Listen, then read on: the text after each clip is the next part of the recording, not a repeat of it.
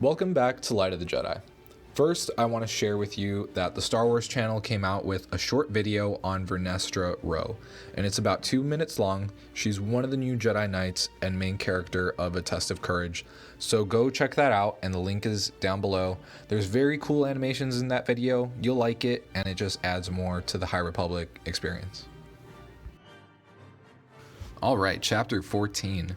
Last we saw Avar Kriss, she was sensing all of these disturbances in the Force.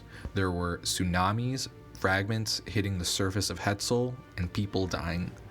And she sensed something was missing. There was a hole in the Force. We're still on Third Horizon. That hole is still there. And it's just now the Jedi are dealing with the situation a bit better. There's Master Skier and Master Jorah Mali, along with 2 Republic longbeams, and they managed to strike down a fragment that was about to destroy a transport with several thousand people on it. And Avar Kriss finds the anomaly that was making the hole in the Force, and it's traveling deep in the Hetzal system near the largest of its 3 suns. And when Avar Kriss questions a lieutenant on the bridge, he dismisses it. "One of the fragments, Master Kriss," he replied. "It doesn't have any living beings aboard, and fortunately, we can more or less ignore it." And then he goes on to say, "As you can see," the lieutenant said, gesturing at the display, "it will just fall into the star and be vaporized." Avar Kriss is persistent, though, that this needs to be looked at.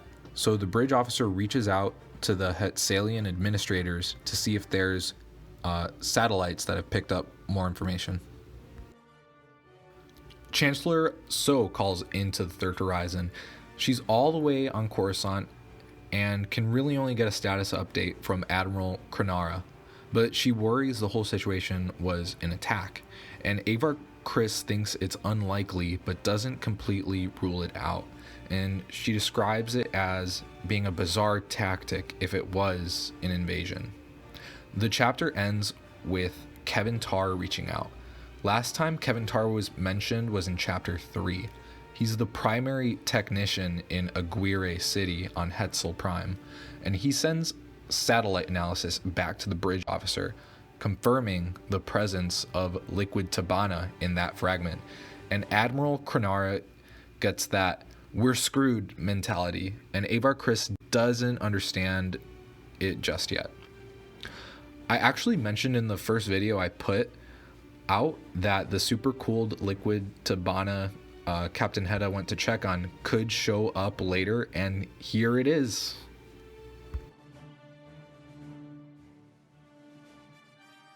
Chapter 15. Here we're back with Teami, Mikkel, Nib, and Buryaga, my favorite character because he's the new Chewbacca. And they're still with Pika and Captain Joss above the fruited moon. We see the crew speeding towards the fragment with people in it, and they reach the spot where they want to intercept it, and the Jedi, it's described as a force loop, but they surround the fragment with the Force. The Jedi closed their loops around the racing chunk of wreckage and pulled back. Teami's breath left her with a whoosh, her lungs emptying. Nothing had changed about her physical location. She was still seated in the cockpit of her Vector.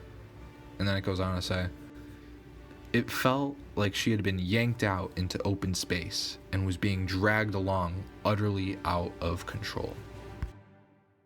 The fragment is large enough where even for the 4 Jedi using the Force, it's exhausting to try and stop this thing. They're dealing with all of the physical forces on them of having to drag this thing, and on top of that, the Jedi have to fly their vectors with Force as well. That's just how, those things work. And Captain Joss and Pika fire the longbeam's mag clamps, and the cables are tugging on the compartment. And there's a lot of stress on the fragment, and it starts to not hold together, which is really bad for the people inside because they could just be sucked out into space if it's not going to be holding together. It wanted to disintegrate, escape from the weight and heat, and become a swarm of much tinier bits, all free to head off in their own trajectories. If not for the Jedi, it would have done exactly that. This is lethal for the Jedi, because if that focus with the Force weakens or diverts, that's it for everyone. And Teami also seems to tune in to a deeper connection with the Force here, and it causes the fragment to not just slow down, but slowly stop. Whatever she did, it helped stop an object moving near light speed. That's impressive. Their whole operation was essential, but it was Teami's Force power tap that shut down the whole show. And then the chapter ends with everyone going to assist those people on board, and then Avar Kriss's Force network sounds the alarm that something was very, very wrong. Thank you for watching, and I hope you stay tuned for more Light of the Jedi. Thanks.